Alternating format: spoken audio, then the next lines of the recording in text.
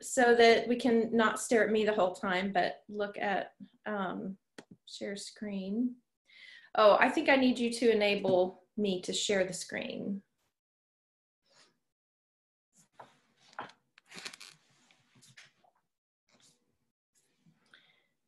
Should be a little, do you know how to do it? The little 3 dots next to my name under participants. Yeah, I totally meant to do that before we started. I'm so sorry. Thank you.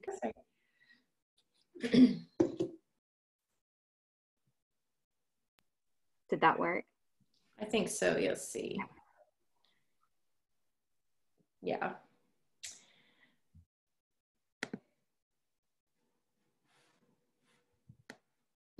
All right. Can everybody see my slideshow okay? Everybody see the screen? Okay. So I'll just kind of go through, I'm just going to introduce myself. I'm not going to go into a whole lot, but my name is Jennie Landreth, and I am a TBRI practitioner. TBRI is the program put together by Texas Christian University.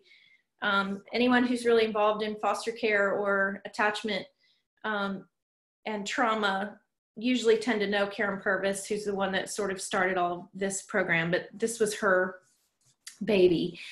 I went through years of infertility, adopted a baby at birth, thought, well, we won't have any of those problems that other people have because we got our baby when she was 2 hours old. So you can see the picture up here. This is Abby and me when she was a baby. And then the second picture right next to it is Abby and me 10 years later. And we look all cute and sweet and happy, but those 10 years in between those two pictures were kind of a living hell, really. We lived in a lot of chaos, and it was kind of a battle zone. Not kind of, it was a battle zone in our home. So trying to figure out how to help her, we went through doctors and therapists and counselors, and she had 5 different diagnoses.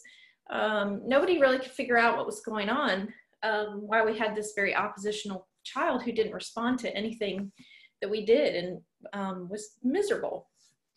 When we figured out what trauma was, what trauma does to a child, and we went to a family camp and learned how to really help her. And within 6 months, she was a different kid. And within 6 months, we were just wanting to shout it from the mountaintops that this is what our kids need, and wanted to be able to help other families. So I began trying to learn as much as I could on my own. I then actually went and trained in Colorado with an attachment worker there who helped teach me a lot. And then I ended up going to Texas Christian University and doing their program there to become TBRI certified. This lower picture is my family. After we adopted her, we had 2 biological children right back to back. And this is our family, and actually that's my parents next to me, but I mean on the other side. But as you can see, this is kind of a major milestone for us to have our daughter stand there in a cap and gown with a smile on her face instead of being in juvenile hall and raising kids while she was still a kid, and a lot of those things that we thought would happen based on the trajectory where she was headed. So, and we really do believe that understanding trauma is what enabled us to help her in the way she needed help. We weren't able to do that. You just love isn't enough. I mean, we think if we take in these kids and we just love them, that's all they need, but they really do have very specific needs that, that any of us can help them with if we just can understand how to see the world through what they see. So she's now, she'll be 20. She is working as a nanny with a family and a contributing member of society, and a lovely person who has compassion and empathy and all those things that we didn't see for a long time. So, and we weren't experts at the time. I'm trying to become an expert as much as I can to be able to help other families. But at the time, I just was at the end of my rope and said, I'm just going to do whatever she tells me because I have no idea. Nothing I have tried has worked. And thankfully, we were pointed in the right direction and were able to help her. So it's been my passion, my love to share this with other families, because what I have just learned is that families who work with kids who have been through trauma, whether they're adoptive parents or foster parents, are the most amazing people on this planet. And so it's been a true honor for me to get to know those kinds of families, because they love when you don't love back. They love without reward. Those are really great people, and they're really great people to be involved in, to work with, and to help empower them any way I can. So that's just a little bit about me. I have my 3 kids now. They're 17, 18, 19, almost 18, 19, 20. My middle son is a freshman at Bryan. My youngest is a senior now, homeschooled, and about to go to Covenant in the fall. So I'm about to be an empty nester in about 9 months. So that's who I am. Okay, so I'm going to start with just a really simple imagery here. One of the things that I think has helped me to be able to communicate these concepts is I want things in lay terms. I want pictures, I want images, I want it described to me in a way that I can understand. So becoming a TBRI practitioner, I had to learn a lot about the brain and the amygdala and the frontal cortex and all these words that didn't really mean anything to me in my everyday life. But I'm a picture person, I'm an image person, a storyteller in a sense. And so a lot of the things that I'll talk about today when it comes to trauma and teaching kids who have experienced trauma, I'm just going to use a lot of illustrations and kind of do some storytelling. So I think a lot of people who have not been involved with kids with trauma tend to see when a child is removed from the traumatic setting, or they're adopted, or they're placed in a home, a foster home, a good foster home, that they've been rescued, that that's it, it's over, everything's fixed now. And one of the ways that to help understand the effects of trauma is to think of a hiker hiking who falls off of a cliff. Obviously, you see the EMTs there who have rescued them. That's the point of adoption, right? Or that's the point of foster care, a placement into a home where we've removed them from the place where they were harmed.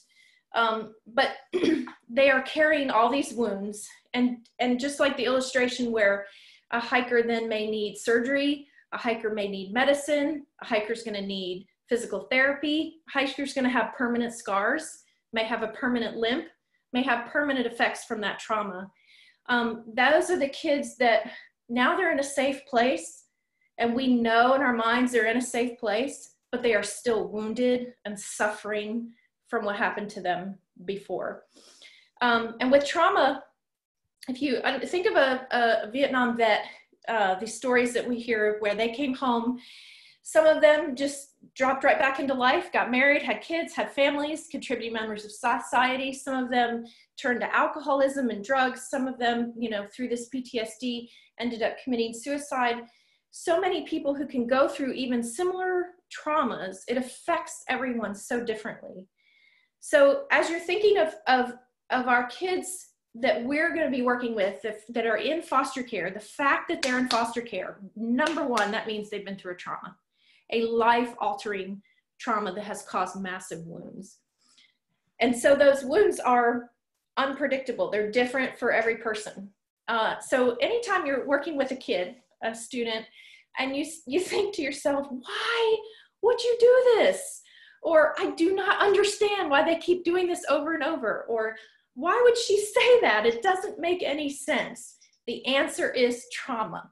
It doesn't make any sense. And it affects everyone so differently that our kids will demonstrate all kinds of different wounds from the experiences they've had. So even though they were in a safe place and they're being helped and they're being nurtured now, they're being cared for, they're in a better environment, they're still hurting and they're still suffering from the effects of it. So when you think, why? What were they thinking? Always the answer is trauma. One of the things that actually Dr. Bruce Perry has been really, really great about hammering home and helping us to understand is how experiences change the brain. We think of physical effects being caused, you know, maybe they were hit in the head, or a car accident can cause brain trauma. Those kinds of things are the physical effects, or the physical things that affect the brain. But actual experiences cause physical changes to the brain as well. So a child who is raised and told every day, you're stupid, you can't do anything, you'll never amount to anything, that actually physically changes the makeup of their brain. And I'm not going to get into all the brain stuff. Honestly, the brain is a fascinating thing, and it's not easy to understand even for me. And so, but I have seen and read and had to learn through TBRI of some of the ways that even experiences, even things that we hear over and over and over again, actually physically affect the brain. So on these two sides where these circles are on the brain, that's where our cause and effect comes into play. So we know that if we don't wash the dishes, they'll stink. That's cause and effect. So because of that, we can make a decision, we're going to wash the dishes because we don't want the effect that would come from us not washing the dishes. But as you can see in this picture of the brain, that part of the brain is barely functioning on one side and really not functioning at all on the other. So this means a child who has experienced these changes in the brain here. And that's one of the first ones that trauma affects almost always, is these sides here with the cause and effect. And we think, why would you do this over and over again when you know it's not going to end well? Because this part of the brain is not working. But the great news about this is that positive experiences also affect the brain. So to be in a position with Rise Up where you can be a positive person in these kids' lives, and a consistent experience for them, a dependable person, a calm person, all those things we'll get into in a minute. The great thing is that you are actually helping their brain to heal. The brain can, these things, the brain can fix itself. It's just a fascinating organ. And so it's not a hopeless case. And honestly, one of the things that I remember as a kid, I remember hearing people say, well, they're just a bad seed.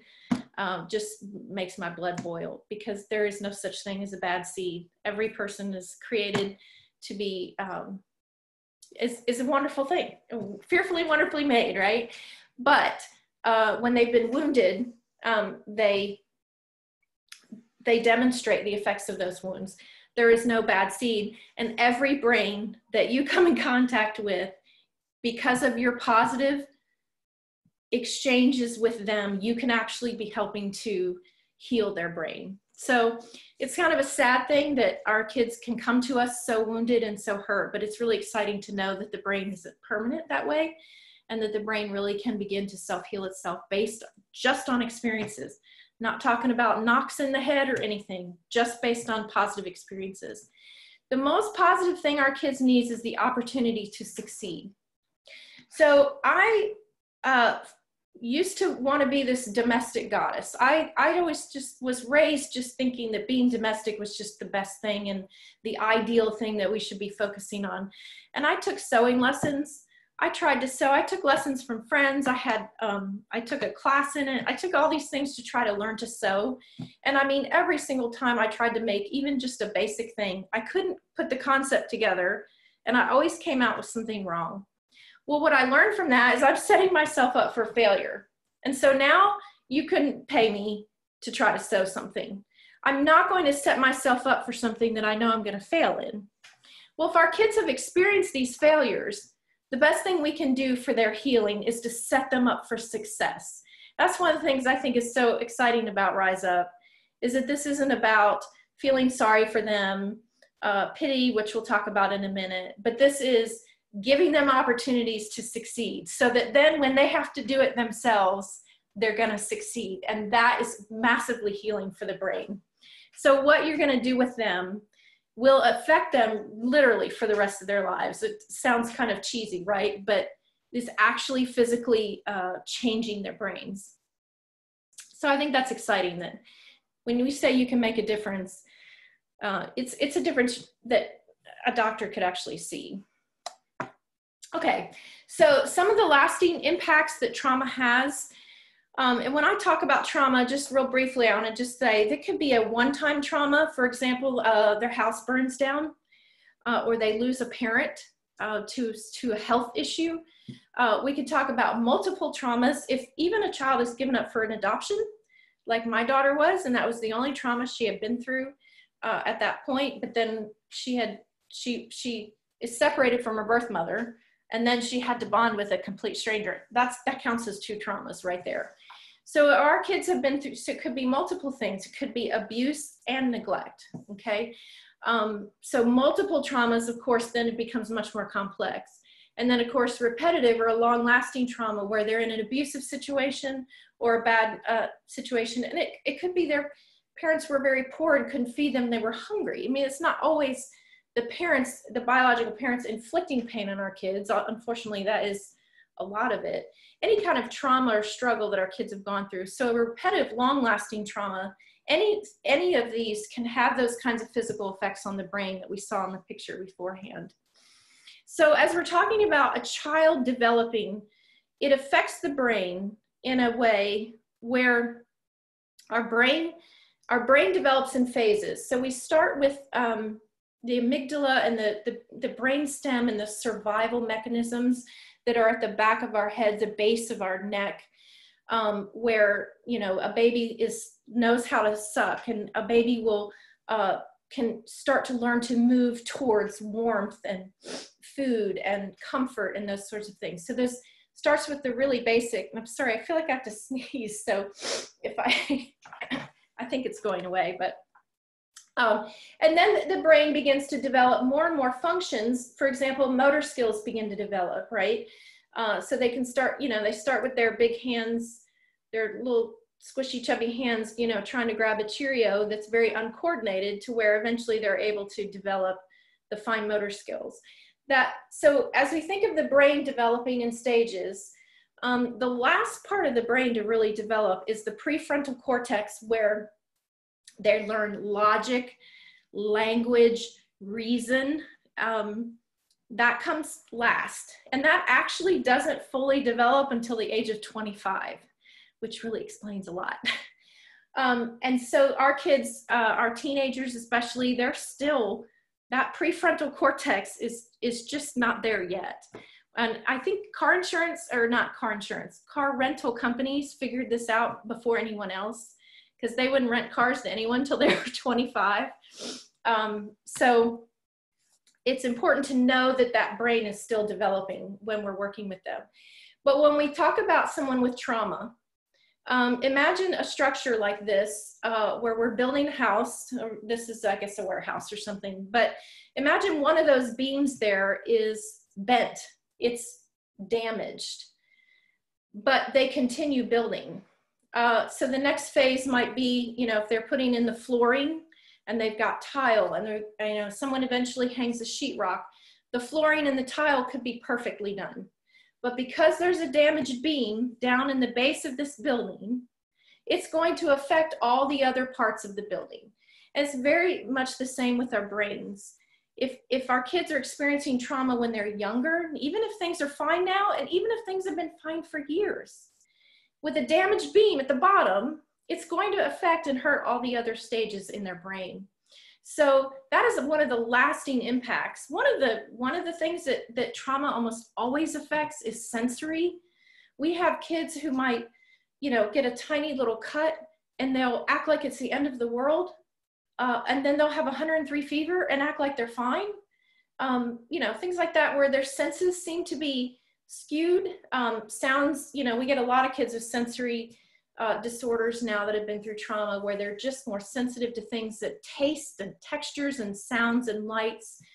And that's a damaged beam that happened when they were younger somehow. And again, we don't know, you know, specifically which traumas do that and which don't, and everyone's brain is different. But when we're, especially now, us dealing with them mostly as teenagers, you're not going to know what happened to them, but you're going to see things like that where it doesn't make sense. But that the lasting impact of a trauma, even from when they're younger, can show up in all kinds of ways. So again, if you don't know, why in the world would they think that was a good idea? Why in the world would they say something like that? Trauma. It's their trauma. So continuing with this list then, regulation is also one of the lasting impacts that trauma has, where if you come around the corner and somebody's standing there and you didn't know they were there and they startle you, that fear, why does it stop? The fear stops because your prefrontal cortex realizes, they recognize that person. Oh, that's my mom, or that's my brother, or that's my son. And the prefrontal cortex takes over. So that first instinct, that, that's the base, that's the reptilian survival skills that we talk about. But then the prefrontal cortex takes over and says, no, you're safe. This is a person you know. They're not trying to hurt you. And it takes over and controls the back of your brain. Well, our kids were, as their brains are developing, they're in a constant state of, because they don't know when the next thing is coming. And they don't know if they're truly safe because they've been hurt. Well, if a brain continually grows with a, that fear mindset, that becomes the brain's set mode for operation. So when we say calm down to someone, I can't stand it when my husband says calm down to me. If I feel like I legitimately should be upset, don't be telling me to calm down. But to our kids, they can't just make the choice to calm down. Their brains are set to always be on survival mode, high alert mode. So our kids need us to help them regulate. And we'll talk about that in a minute. But just understand that this is something that is a long-term effect too, that they actually kind of need co-regulation. They can't just do it themselves, and they certainly can't do it on command. You can help them do it by doing it with them and demonstrating and teaching them some tools, but you can't just expect them to do it on their own. Trust is a big one. The people in their life that are created to be their person, to be their safety net that they can always count on, somehow it's not there for them. Whether it's the biological parent's own fault or it's not their fault. Either way, our children really have a hard time trusting. So whatever you say is going to be questioned. It's going to be doubted. And there's a natural, in our society, in social interactions, there's a natural sense of trust. We don't go to Walmart and look at everyone like they're going to hurt us. There's kind of this instinctual, implied trust that we have, even with complete strangers, that a lot of our kids are incapable of having, or they've been let down so many times that trust is just not even an option for them. So understanding that their trust is something that not only is difficult for them, it's dangerous for them. If they trust the wrong person, they could get hurt again. So their walls are up, their defenses are up, and trust is really is a struggle. But it's extremely important, isn't it? I mean, isn't that the base of friendships and marriages and healthy relationships, is that sense of trust? So we want them to develop that. We want to be someone that they can trust, but it is a lot of work. When they do, it's a great reward. Another lasting impact is felt safety, which is one of the things that Karyn Purvis was phenomenal to introduce this concept, is the difference between safety and felt safety. We can know a child is safe. We can know the student has everything that they need, but that doesn't mean that they feel like they do. And they're going to act based on those feelings. So you might hear of, you hear stories of kids who have come from orphanages, who hoard food, and the foster parents or the adoptive parents just give them more and more food, and they have all the food in the world, and yet they're still hoarding it and hiding it in their room. It's just a great example of how felt safety is a different concept than safety. So as we look at a child, we don't evaluate their behavior or how to help them, gauge how to help them based on their actual circumstances. We actually want to figure out how they feel about themselves and their situation and their circumstances. And I don't know, some foster kids have been in a placement for years and years and years. Some have been in a placement, could be just a few weeks. And either one has the right to feel completely insecure and unsafe, because that bond has been broken. They don't trust, and so they don't feel the safety that we all take for granted, really, in our everyday lives. I talked a little bit about sensory things. This is something that you're going to see kids who may be more sensitive to touch and sound. And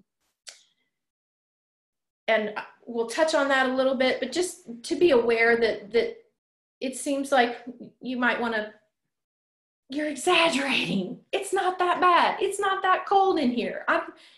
Things like that. But their senses, there's a bent beam. There's a damaged beam somewhere in there. And sensory is one of the ones that comes up quite often. And then impulse control is another. The brain, when the brain is in survival mode, it reacts without logic, without reason. It reacts quickly. And it's only later that we can evaluate the things that we've done and said in those moments. And they really struggle with impulse control. So this can mean saying things they shouldn't say. It could be behaviors that are disruptive, or they kind of even seem like they're sabotaging themselves or the situation or the opportunity that they have. But so many times it's an impulse. And if you talk to them afterwards, a lot of our kids will say, I don't want to do that. I didn't mean to do that. I'm trying not to do those things. And so setting them up for success means setting up opportunities where they can practice these opportunities, but it not be a place where they're condemned or they're punished for the impulses that they really can't control. And obviously the objective is for them to become aware of them and for them to learn tools on how to deal with their limitations that they have.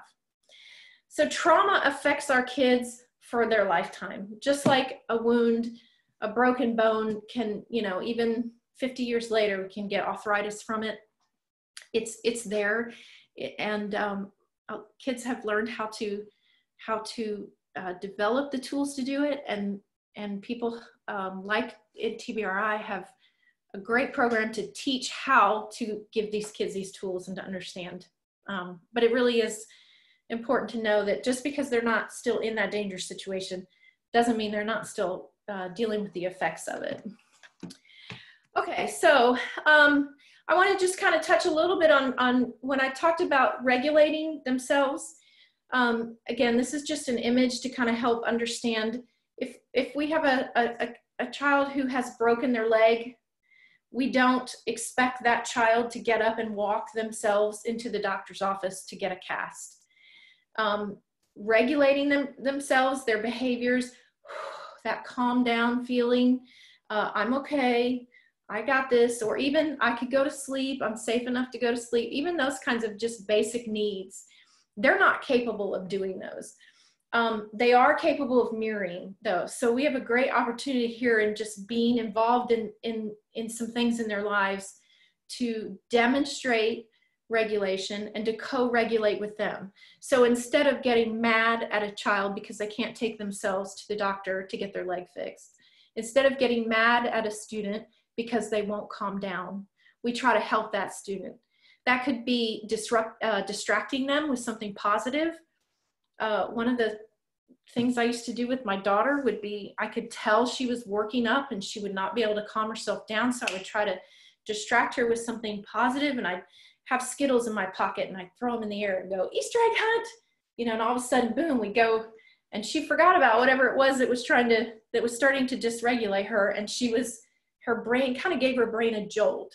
But that's where I kind of would help her with her regulation, and not always something that drastic or elevating. It could be something that's more calming. Breathing techniques are really important. Oxygen to the brain really helps kids with regulating. But the primary thing is to remember they can't do it by themselves. And they really do need that support. They need you to help them regulate. So having expectations be more realistic can help us to not get frustrated and overwhelmed with their behaviors, but see that they really do need help, that they're not trying to ruin your day. they need help. Okay, so the pathways in the brain, neurotransmitters are the messages that get sent from your brain. So for example, when I was talking about you turn around the corner, you see someone, startles you, the message from your prefrontal cortex. Well, first the message from your amygdala goes up to your prefrontal cortex. It says, danger, danger, there's somebody there I didn't know about. Then the message goes back.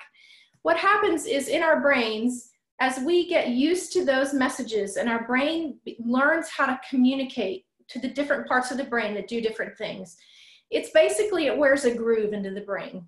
Just like you walk a path in the woods over and over enough, it actually wears a groove to where you can visibly see it. And we often, like 40 years ago, we just called this a bad habit, right? I mean, these are things that, because you've done them so many times, you're used to doing them. And the neat thing is now what we know about the brain is that it actually is a pathway in the brain. Most of our kids' pathways, because of trauma, are zigzags all over the place and completely inefficient ways to communicate with each other. So our kids need help with establishing new pathways. That means repetition. That means setting them up for success over and over, and those experiences are what make these grooves in the brain. So think of those grooves. It's so easy, right, to drop back down into a groove. It's so easy for us, and we have a bad habit to, work really hard. We don't want to be doing it, but then we slip back down into it. And that's the same way with our kids. They've got a lot of grooves that are inefficient, that don't work, but because that's the way their brain was affected with trauma from years and years ago, those are the grooves that they have to this day. Okay, again, I have all these pictures because I try to connect these with scenarios that we can relate to. We all have a person, right? Isn't there somebody, we're supposed to have a person in life, a person. For many years, it's your mom, but it could end up being your spouse or your best friend, or there's always somebody that we have to fall back on. But imagine living without a person like that. So the natural bonds that we were created to have are broken. We don't have that. I absolutely know without a doubt this one person will always be there. To go through life without that is very scary. So think of walking down an alleyway like this at night by yourself. What are you going to be doing? If you're alone, you're going to be looking all around. You might have your key out or your mace. You're ready. You're always vigilant. And you want to get out of there as fast as you can. You're in survival mode. So if you see a piece of trash on the ground, you're not going to care about picking that up. You're just trying to get through this safely. Hypervigilance is something that our kids have, which is they're always aware of their surroundings. They want to know what everybody's doing. They want to know where everybody is. They want to know what's coming up next because they are responsible for their own safety. So they are always going to be looking and taking in everything around them. So you might find yourself when you're teaching to say, let's just focus on this. But it's not really that easy for them. So understand that their behaviors are fear-based. And fear isn't logical. And their goal in life is to survive. And they think that that's their own responsibility. And as a 2-year-old, they think they need M&Ms or they're going to die, right? I mean, and that means there's no logic here. They just want the M&Ms or they're going to die. So they're going to do whatever they can to get the M&Ms. And that's a little kid illustration, but just understanding that our teens, whatever they're doing, it's just so they can survive. They're good-hearted kids who love just like we love, who want to be loved just like we love, who want relationships, but they can't relax. They can't let their guard down. And learning becomes very difficult when you're being hypervigilant about everything going on around you. Imagination becomes difficult. It's really hard. When you imagine something, you have to let go of reality and kind of let yourself go into another world, right? Well, they can't let go of reality because they might not be safe. So remember that, just that alleyway and how you would just be looking around and checking and making sure you're safe.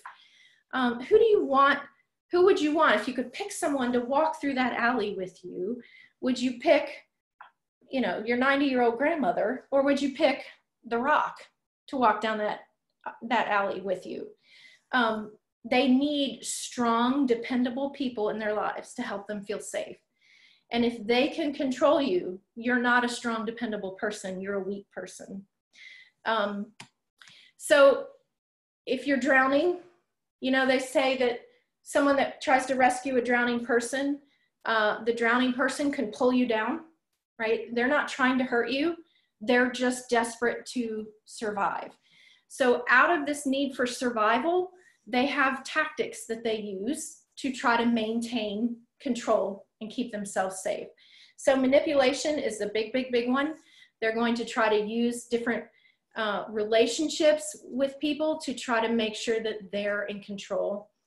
Deception is one where the truth doesn't matter when you're drowning. Morals and ethics and manners, none of that matters when you're drowning. So they're gonna use these approaches, and it's these kinds of behaviors that are based in survival that our society interprets as something else, that they're evil, or they're bad kids, or they're troublemakers, because these are negative behaviors, right? And so we interpret them as being driven by negative motives, but these are survival behaviors. Escalation, I want to talk on a little bit more, because that one is a little bit more prevalent probably in this situation where kids are going to, if they're not getting the control that they want, they're going to ramp it up. So I picked this picture because the bear, this is a charging bear at a guy in a camo here, but it's really fuzzy and blurry. Because this illustration of escalation where so many times our kids just want you to understand where they are. So if like I said before, I don't like it when my husband says, calm down. He doesn't say it anymore after 25 years, he's finally learned. But if I'm truly upset about something and I want you to know how upset I am, if you downplay it or don't validate it, then I have to ramp things up for you to understand how upset I am. So if I'm, you know, sitting at a picnic table with a friend and I look behind my friend and I see this fuzzy image, I'm gonna go, a bear, there's a bear's coming, a bear, look out, there's a bear. Like, help, let's do something, let's protect me, I need help, that's a bear. Now, if the person across the table from me actually knows that that's actually one of those great big chow dogs, the great big furry dogs that look like a bear, like they saw someone walking with the dog 5 minutes ago, and they know that's what I saw. But I don't know that they know that. All I know is I'm saying a bear, and they're saying, no, it's just a dog. They haven't looked, they haven't validated my fear, they haven't understood, they haven't acknowledged that there's danger. So I'm going to raise my voice. I'm going to stand up. I'm going to grab their face and turn it. I'm going to do whatever I can to get them to see that there's a bear, that's my fear.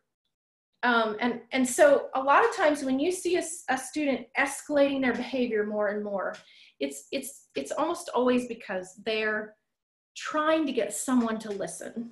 Now, the thing that they're escalating about might not be an issue. So if they're making a big deal out of nothing, it's not necessarily that we have to understand what they're specifically saying at the moment. It's more of about understanding where they're coming from and their need for their emotions and their feelings to be validated. So this is a story I use all the time, and now I'll have a lot of friends that kind of tease me about it, going, a bear, a bear, a bear, because it's really just a dog. But I want you to tell me that it's a bear. And then I had this, I used to have these battles with my daughter, and clothes was a big deal for her. And I think she was probably 12, and I was still learning a lot of these techniques. And she came out one morning and just said her whole life had fallen apart because she had this whole outfit planned out. She couldn't find the belt that she needed. So I go into problem solving mode, right? Well, you don't need a belt with that outfit. You look really cute. I did not validate her feelings. Well, why don't you just get another outfit? I've unvalidated her feelings in that situation. I think I'm trying to solve her problem, right? I think I'm trying to help her, but I haven't acknowledged that this was truly upsetting to her.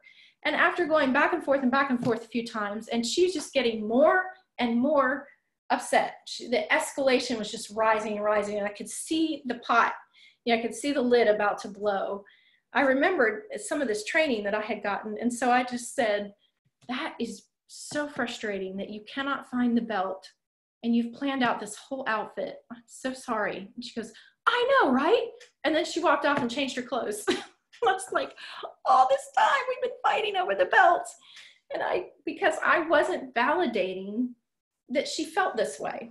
It doesn't mean that you have to tell them they're correct, but it does mean that you understand that they're upset. So the escalation is a big part of them expressing to you their need. It's not a behavior. It's actually a message. I need you to understand. I need you to just tell me that it's okay that I'm feeling upset. Not that it's right or that I need to, but that you're okay with it and you know that I'm upset. That's what a lot of our kids need a lot of the time when you see those kinds of behaviors come up. So this is what's really cool about Rise Up.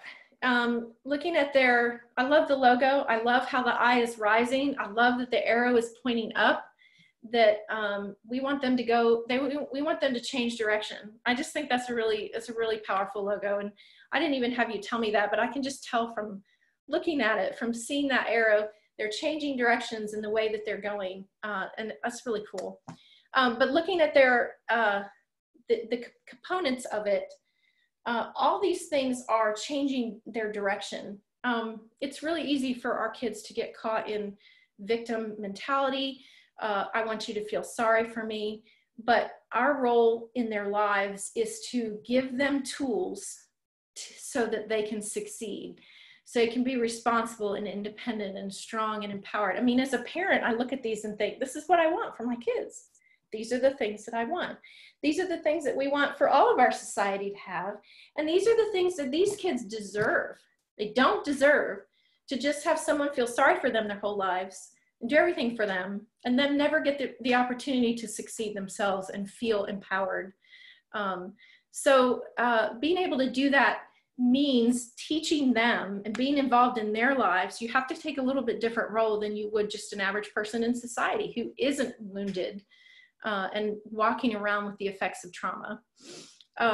So understanding some of their tactics is really crucial to be able to nip them in the bud, to be able to counteract them with a positive response. So I'm first going to just kind of go through some of the things that you might see students communicating to you. How am I doing on time? Okay, 15 minutes. Pity. I want you to feel sorry for me. If I can get you to feel sorry for me, then I can get you to do what I want. Again, if they're in control, they feel safe. But being in control is never over. They can never rest from that. So it's a constant quest for control. But when a child and a student learns to begin to trust, and I think this is one of the neat things about Rise Up, is that they're going to begin to trust the organization, because time after time after time, the people that are interacting with them demonstrate that strength and empower them and give them the tools. So it's actually a really powerful organization, because they're learning that there are whole places that they can trust, which we all need to have in life to be able to function, right?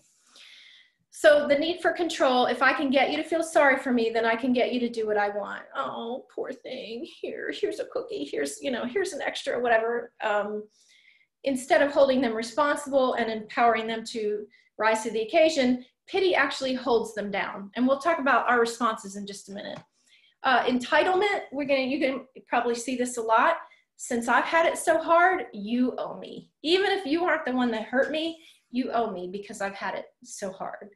When we talk about pity in a minute with our responses, I'm going to combine pity and entitlement because I think they're very much intertwined. A lot of our kids will seem entitled. It's really easy to judge entitlement. It's really easy to judge, who do you think you are that you deserve blah, blah, blah. So it's really important that we understand why they have that behavior, because again, they're trying to get in control so that they can feel safe. The incessant talking is a big one, and I suspect that many of you will deal with this. He who speaks drives the conversation, right? He who speaks holds the power. If I can drive the conversation, if I can manipulate this conversation into what I want it to be or about me or to get my end game, incessant talking is a very powerful tool for them to use. Questioning, do you really know what you're talking about? To try to disarm you. Again, a way for them to feel empowered, a way for them to feel like they're in control is to take away your authority, not just authority as a person in charge of them, but your authority in the subject matter that you're talking about. If I can strip that away from you, then I can take some of the power away from you and have it back in my own hands. Disruption, they're more in control if they can cause a chaotic situation. See, chaos doesn't bother our kids. That's one thing that they've grown up, their brains are adapted to. And in fact, chaos is an opportunity many times for them to be able to get control. So causing chaos can be a way that they can feel some control in the situation. So they're likely to disrupt some. And then anger is the ultimate control here, where in our society still to this day, our instincts are to tiptoe around a person, angry person, to walk on eggshells around an angry person. And what our kids have realized is that people will do a lot just to keep you from getting angry. And that becomes a tool that they can use as well. So these are some of the ways that kids can use to try to get control of a situation. I don't know, I think it's different when it's, there's going to be interesting, it'll be interesting to see that how kids respond in Zoom meetings versus how they respond in person. But one of the, well, let's just go on and talk about pity a little bit. Pity, it is so easy to feel sorry for our kids. They have been through awful things. They don't deserve it. They're just children. They should be treasured. I mean, it's heartbreaking when you hear some of the things our kids have been through. If it's heartbreaking when you begin to see the turmoil that they carry inside. So it's so easy to feel sorry for them. But if we feel sorry for them, we cripple them. We hold them down. And that's what I love about the Empower. That's what I love about Rise Up, is that we're not going to do that. That's not why we're here. So if our goal is to empower them, so our approach then needs to be not, oh, you poor thing, but it needs to be, what are you going to do about it? And I'm here to help you with that plan. That became one of the tactics that I learned as a parent to my daughter going through this, was to continually ask that question. I hear that that's really awful. What are you going to do about it? We want to point them to Rise. We want to point them towards change and to point them towards success. So if we have that mindset, then it really helps to not get caught up into the pity of just feeling sorry for them, but to begin to always focus on what's my direction here for helping them get some direction, giving them, let's point them, towards a plan. It's really interesting. The story of Helen Keller and Anne Sullivan. I don't know if you all know much about Anne Sullivan, but she was almost blind. She was orphaned. Her mom died when she was young, and then her dad abandoned her and her brother, and then her brother died. I mean, really sad situation. She was in an orphanage that ended up being shut down by the government because of their physical and sexual abuse. I mean, she went through awful things. So when she went to work with Helen Keller, she didn't feel sorry for Helen Keller. She was strict with Helen Keller. She pointed her in a direction. She had a plan, and she empowered Helen Keller, who ended up doing amazing things like this quote, "I cried because I had no shoes. Then I met a man who had no feet." How great would it be for our kids to come out of this program with that mindset? Yes, I've had some hard things. I see that others have it even harder. So I'm not stuck. I'm not stuck crying that I have no shoes. I can move on. Anne Sullivan to me is an amazing story. Everybody usually gives all the attention to Helen Keller and what she accomplished, which were amazing things. But I believe that Anne Sullivan was her teacher, and that's the kind of teachers that Rise Up could have to really be people in these kids' lives that can point them in a completely different direction. So don't get caught in that trap of pity. The incessant talking is a really, really difficult one to deal with, but it usually kids learn fairly quickly what tactics will work and what won't. So don't be discouraged by this, but he who speaks controls. So this also includes repetitive and obvious questions. Why is the sky blue? You know, do I need to put the straw in the hole? You know, like really obvious things that you know that they know, but really this is just their way of trying to control the conversation.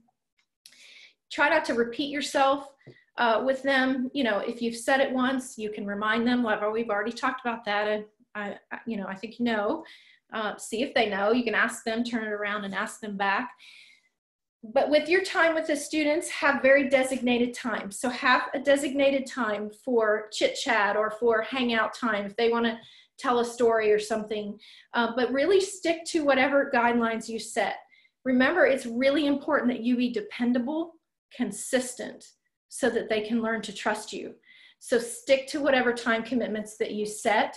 So if you have a student that is speaking about something in an inappropriate time, something like currently we're talking about sorting laundry, so I want you to save that story for our next free time. So you're acknowledging they want to talk, but you are sticking to the boundaries that you've set. And it may take a little while, but kids really do tend to figure out that I can't keep talking in this class. It doesn't happen. And I know that Rise Up will have guidelines for when do you reach out and get help when a student isn't responding to your prompts. But it's really important that you follow through with those. So whatever tools that they give you for doing that, be consistent to follow those. Reach out and get help. Get someone to come in and either take that student, they'll take that student for a few minutes and talk to them, or they'll sit with that student to encourage, whatever it is that how they handle it. But maintaining control of the classroom is important. Classroom, class setting, the environment, whatever the setting is for that time. Okay, so questioning, really, there's two kinds of questioning. Inquisitive questioning, man, that's the best. When you're a teacher and you've got a student who's asking questions because they want to learn something, that's fabulous. You don't want to mess with that at all. But the questioning authority is a whole different ballgame. And again, that's a control tactic to try to disarm you, to put you on the defensive, to knock you off your game so that they can feel in control. So just, if you know that's what they're doing, the most important thing is our instinct. We want to be respected. We want to be treated like people, especially if we kind of know what we're talking about. And it feels personal. So it's not personal, and neither is it personal. And lastly, it's not personal. It feels personal. And when we take it personal, then we kind of attack back or we push back instead of what we need to do, which is that calm, consistent response to them. It's positive, but it's firm. And their questioning of you doesn't mean you have to question you. So having that confidence as you walk into those situations and being aware that they might try to disarm you that way, again, not because they're bad kids, but because they feel insecure or they don't feel safe. They're testing you, right? Disruption is another one. Does anybody ever feel like, I don't know if you're, if you like your environment, some people are really, I can't stand to walk into a place that's full of clutter, or I just want to paint my room because I just need it to kind of match my inner, we tend to want our environment to match what's going on in our brain, to match our personality. And their brains developed in a state of chaos. So they are often more comfortable in a chaotic situation than they are in a calm, structured situation. They're going to test your ability to see if you can stay in control. And you know what? That's a compliment, because it means that you're being interviewed for the job of being somebody in their life. So Embrace that. When they test you, it's okay. You can maintain control, again, without feeling any pity for them. That's where you'll break down, is if you start feeling sorry for them, but maintaining consistent and calm control. And if you draw a line in the sand, don't ever, ever, ever let that line go. So it'd be very intentional when you're in a situation that if you draw some sort of line, if you do that again, you're out, or which is generally want to try to avoid that. It was just the first example that popped in my head, but any kind of consequence, or we're going to stop, I'm not going to let you participate if you continue, any kind of line you draw like that, be absolutely sure before you draw the line that it's one that is consistent with the rise up priorities, that it is life affirming to them, that it's not shaming them.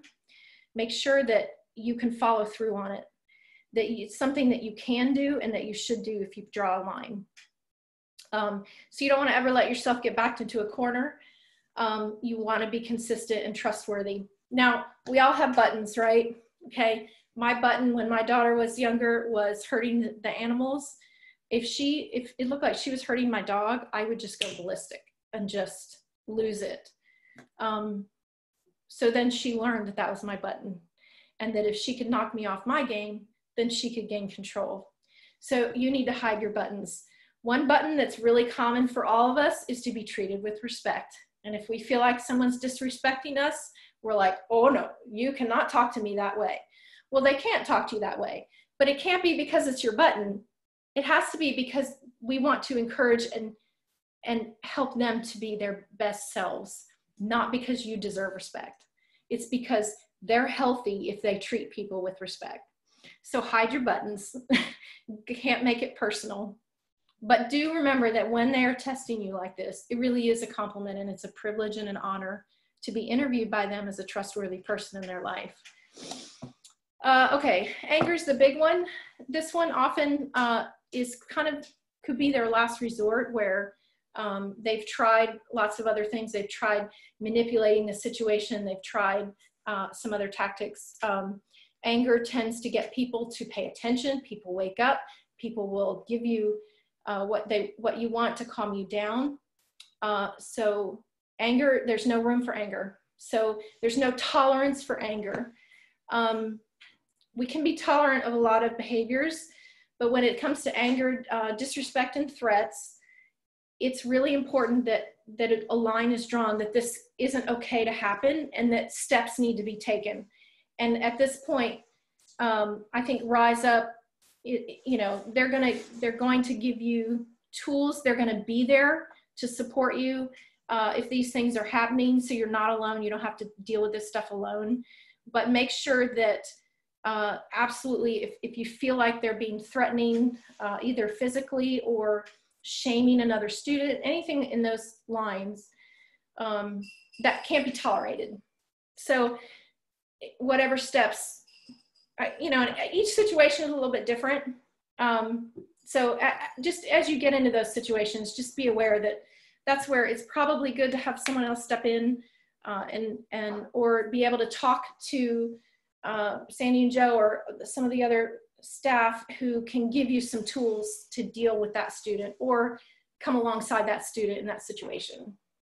Is that, Sandy, is that okay and good for, yeah, that's the one where we're tolerant in a lot of things, the incessant talking, we're tolerant in that. We can deal with that and we can absorb that and work with that. But once you get to this point where there's any kind of physical threat or anger or outbursts like that, then really do. It's important for them. And again, if we intervene on these things, we are actually helping them to be healthier people.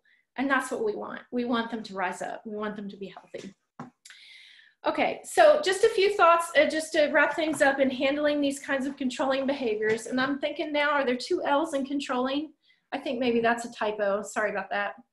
Hide your buttons. None of this is personal and none of this is about you. So if they do things that really drive you nuts, that is between you and your own family, your own therapist, whatever. That has nothing to do with them. They should have no responsibility for your behavior for your emotions and for your composure.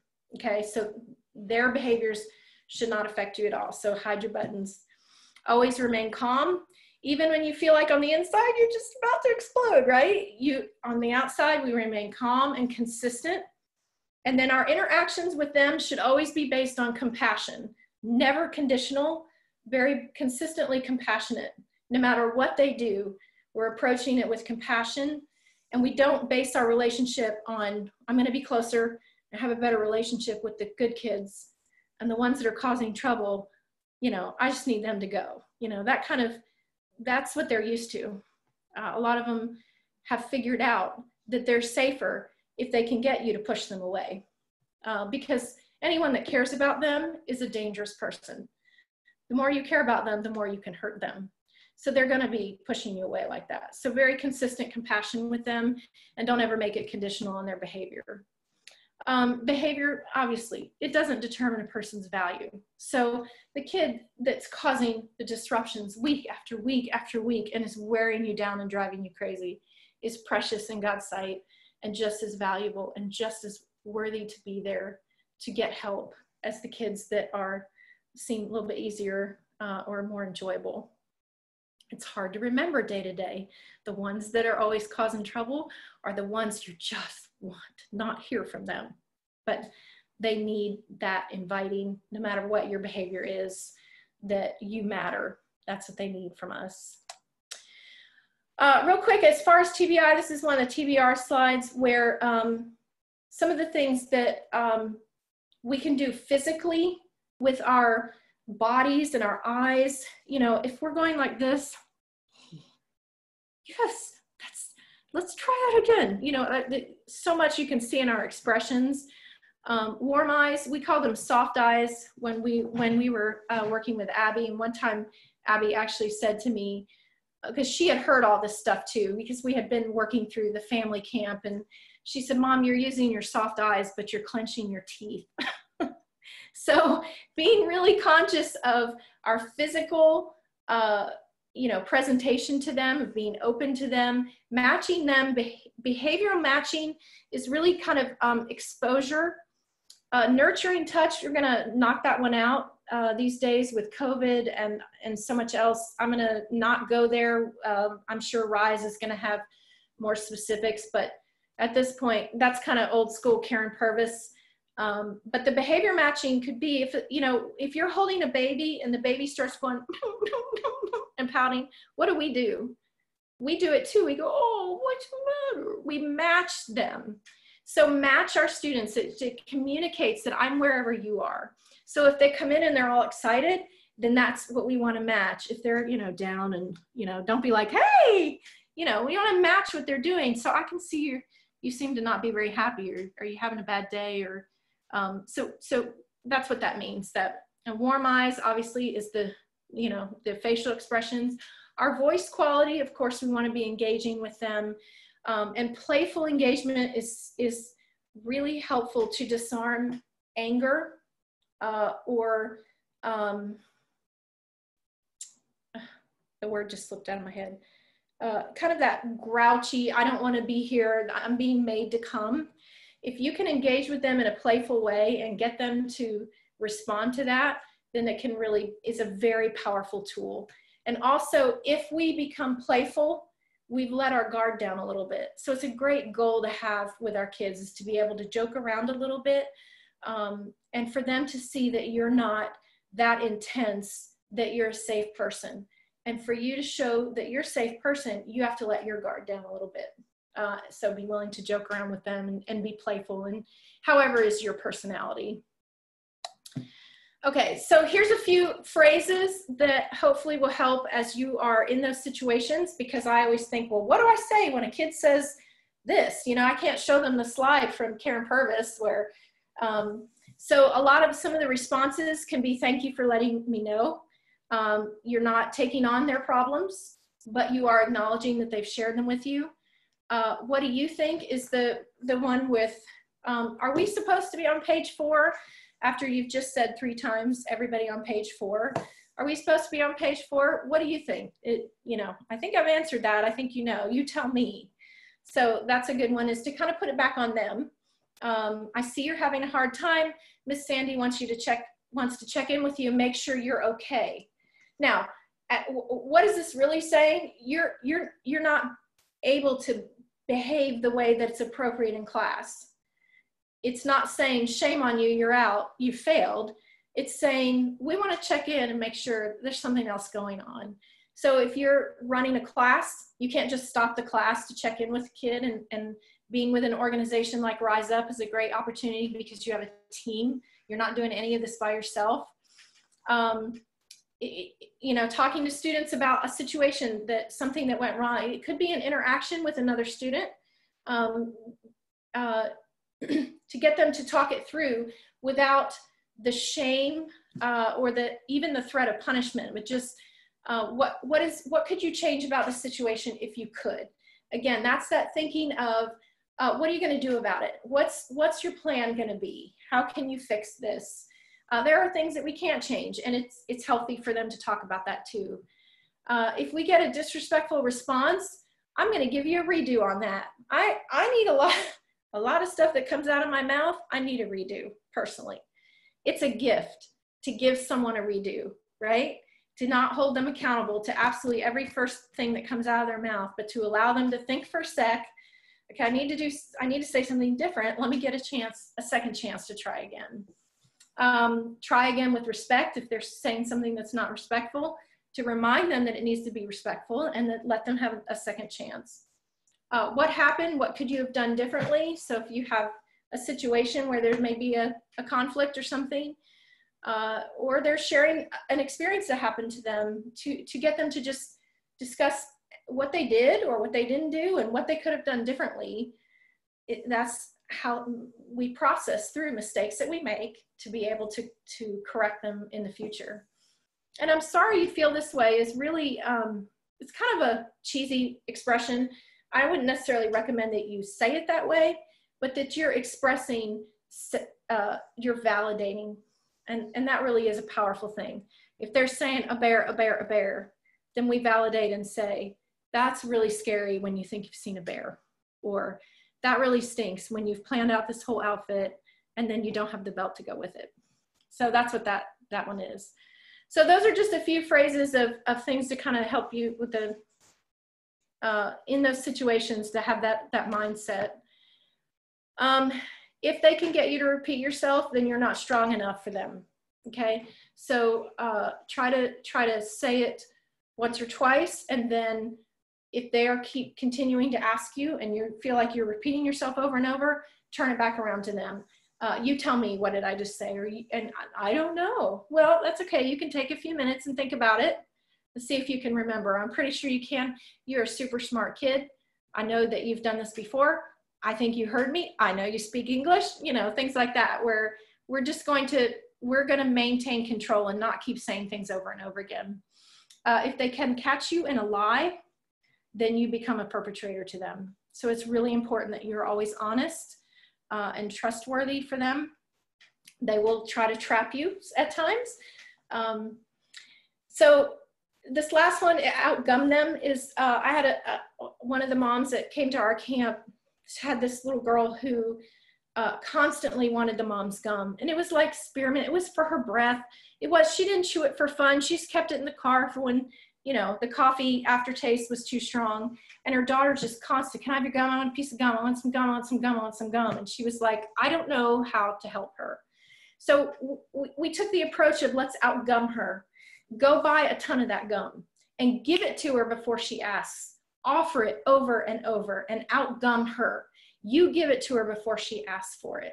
So that has kind of become an expression, this outgum, is that we want to meet their needs before they need to even ask for them. So as you get to know the students, or as you get to know the situation, that if there's any way that you can anticipate what these kids need or what they might want, and that you get to give it to them. We want all good things. We want Rise Up to give them all good things, so that it is a completely positive experience for them and a place where they can succeed, So we want to outgum them in any way that we can. So just be thinking about that as far as, you know, anticipating if you know that they're going to ask for water every class. In the middle of class, give them a bottle of water before class starts, that kind of thing. Just getting to know them personally. They are actually the most rewarding audience of all. Trauma twists relationships, and you have this incredible opportunity to model a healthy relationship with them. They're so worth it. And the impact on them, it really does last for a lifetime. It changes their brain. It affects their relationships in the future. And really it affects the people in their lives. So the impact reaches far greater than that one person. It could be their spouse, their children, their coworkers, and on and on and on from having healthy relationships. Being on the team with RISE, always remain calm. That's really important with our kids, to be predictable. Expect disrespect. It's a tool for them. They don't mean it, and it's not personal. And they want nothing more in life than to respect you. That's what they want. But they're going to try to not respect you because that's what feels safe. And then the last thing I want to touch on with this is just don't believe everything a foster child tells you. Sometimes false allegations are made because that's a way for them to control the situation. So, you know, we have family that the mom was making her daughter this lovely, healthy, wonderful lunch with little notes in it for how much she loved her and little treats in it. And every day that little girl would throw it away on her way to school and then tell her teacher that her mom never fed her. So then the teacher ends up calling CPS and, you know, saying this poor child is never getting fed. And the mom's like, I've been making these amazing lunches every day. So it's a control thing.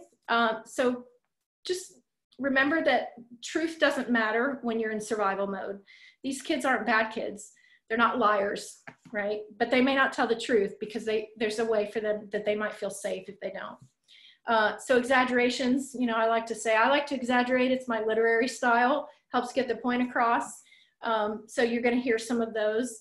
And also, so many of our foster kids are shopping for their next family because they don't have a sense of permanency. So they may be testing.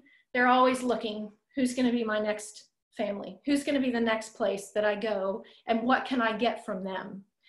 So just be aware of what they're telling you, that it's not necessarily true. And obviously, any allegation that you do hear, you need to tell the appropriate people at Rise Up, because there are times where these are true. And we obviously do need to be a person in their life that listens and gets them help. But it's something that has to be weighed. So don't ever, carry that alone. Always share that, you know, what you hear, especially if there's an alarm going off in your head that doesn't sound right, then let them know. And that's all I've got for that. I would, did I make it on time? Whoa, I'm way over, sorry. If anybody has any questions, I'll be happy to chat about any specifics. I'm sorry, I went over. It's so much to talk about. It's hard to not talk about it. It seemed like it went fast. I didn't know it went that far over either. Well, that's a good sign.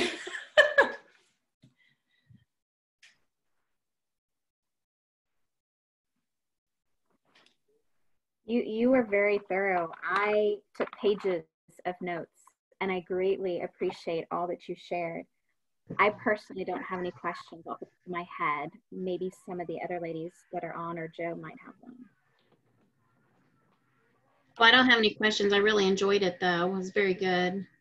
Some of it I'd heard before in other training classes. It was really good, though. I appreciate it. My pleasure. I appreciate the opportunity to talk about it. I do have a question about your slideshow. Would it be possible for you to share with me so that I can have people look at it while they listen to this audio? Sure. If you recorded, did you just record the audio or the whole Zoom session? That's a really good point. I recorded the whole thing. Okay, so it's probably on there. Yeah. I'll be happy to send it to you too. Thank you. Well, thanks for the opportunity. I really, I do. I love to talk about this stuff, and my daughter is my inspiration for how we really can have an impact on these kids who are headed in a different direction. And I think it's really cool that Rise Up has got, you know, the objective here to point them in a different direction where they can succeed. That's pretty exciting. So, Thank you. Thank you. We are excited Thanks. about it. And if you would like to do in the near future or in the distant future another training, like maybe a follow-up, kind of a spin-off of this, like a part 2 or whatever, we would love to have you back anytime. sure. All right. I'd be happy to. Yeah. Just holler at me. Sure. Thank you All right. so much. And thank you all for joining. Great. Nice to see you all. Thank you. Thank you. Mhm. Bye. Thank you.